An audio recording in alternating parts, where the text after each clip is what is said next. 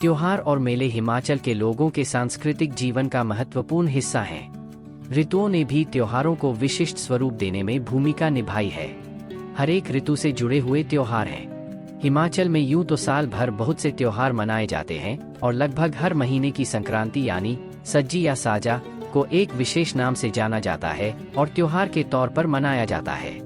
क्रमानुसार भारतीय देशी महीनों के बदलने और नए महीने के शुरू होने के प्रथम दिन को संक्रांति कहा जाता है। हिमाचल प्रदेश में लगभग हर देशी महीने में कोई न कोई उत्सव या त्योहार मनाया जाता है। भादों का महीना समाप्त होते ही आश्विन महीना शुरू होता है। इस संक्रांति को जो उत्सव पड़ता है वह है सैर यानी सायर उत्सव।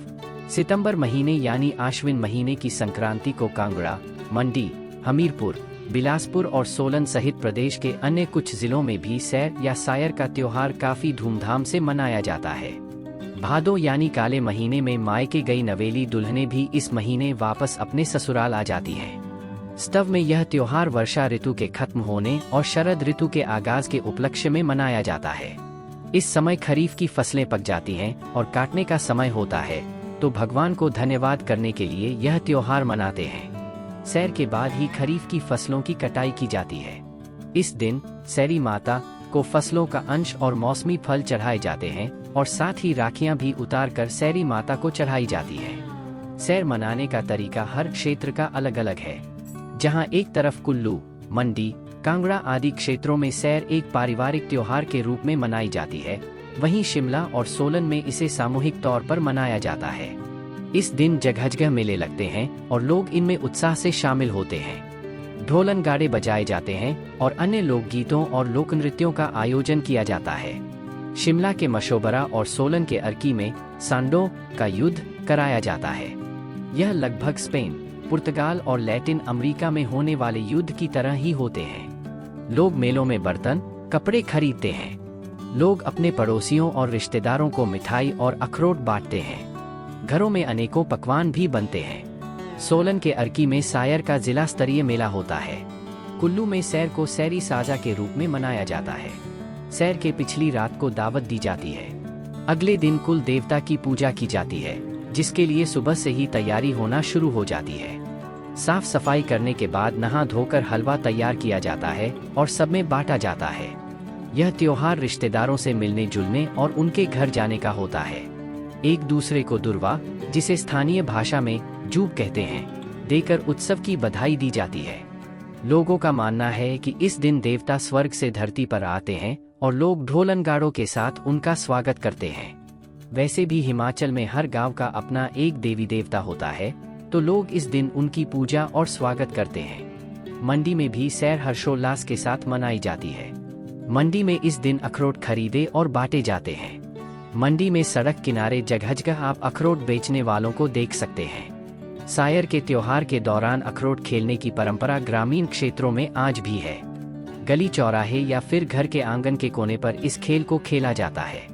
इसमें खिलाड़ी जमीन पर बिखरे अखरोटों को दूर से निशाना लगाते हैं। अगर निशाना सही लगे तो अखरोट निशाना लगाने वाले के होते हैं। इस तरह यह खेल बच्चे, बूढ़े और नौजवानों में खासा लोकप्रिय है। इसके अलावा कचौरी, सिड्डू, चिल्लू, गुलगुले जैसे पकवान भी बनाए जाते हैं। बड़े बुजुर्गों का आशीर्वाद लेने की भी परंपरा है। इसे स्थानीय बोली में दुर्व देना कहा जाता है। इसके लिए दुर्व देने वाला व्यक्ति अपने हाथ में 5 या 7 अखरोट और दुर्व लेता है, जिसे बड़े बुजुर्गों के हाथ में देकर उनके पांव छूता है। वहीं बड़े बुजुर्ग भी दुर्व अपने कान में लगाकर आशीर्वाद देते हैं। अगर कोई सायर के पर्व पर बड़े बुजुर्गों को दूरवा न दे तो इसका बुरा माना जाता है। यहाँ तक कि छोटे मोटे मनमुटाव भी दुर्व देने से मिट जाते हैं। कांगड़ा, हमीरपुर और बिलासपुर में भी सैर मनाने का अलग प्रचलन है। सैर की पूजा के लिए एक दिन पहले से ही तैयारी शुरू कर दी जाती है और पूजा की थाली रात को ही सजा दी जाती है। हर सीजन की फसलों का अंश थाली में सजाया जाता है। उसके लिए गेहूं को थाली में फैला दिया जाता है और उसके ऊपर मक्की, धान की बालियां, खीरा, अमरूद, गलगल आदि ऋतु फल रखे जाते हैं। हर फल के साथ उसके पत्ते भी पूजा में रखना शुभ माना जाता है। पहले के समय में सैर वाले दिन गांव का नाई सुबह होने से पहले हर घर में सैरी माता की मूर्ति के साथ जाता था और लोग उसे अनाज, पैसे और सुहागी चढ़ावे के रूप में देते थे। हालांकि अब त्योहारों और उत्सवों को उस रूप में नहीं मनाया जाता है जिस तरह से पुराने लोग मनाते थे, परंतु फिर भी गांवों में अभी भी लोगों ने बहुत हद तक परंपराओं को संजोकर रखा हुआ है। अब लोग सैरी माता की जगह गणेश जी की मूर्ति की पूजा करते हैं और अब नाई लोगों के घर नहीं जाते हैं। दिन में 6-7 पकवान बनाए जाते हैं, जिनमें पतरोड़े, पकोड़ू और भटूरू जरूर होते हैं। इसके अलावा खीर, गुलगुले, चिल्लू आदि पकवान भी बनाए जाते हैं। हालांकि आज के बदलते युग में सब कुछ बदल रहा है। आज की युवा पीढ़ी इन सब बातों को अनदेखा कर रही है, जो प्राचीन संस्कृति के लिए सही नहीं है। आज लोग समय का बहाना बनाकर ऐसे उत्सवों से दूर होते जा रहे हैं और यह उत्सव सिमटते जा रहे हैं, जो प्रदेश की संस्कृति के लिए उचित नहीं। आवश्यकता है अपने 30 त्योहारों को मिलजुल के मनाने की और अपनी परंपरा को कायम रखने की, ताकि हमारी संस्कृति जीवित रह सके।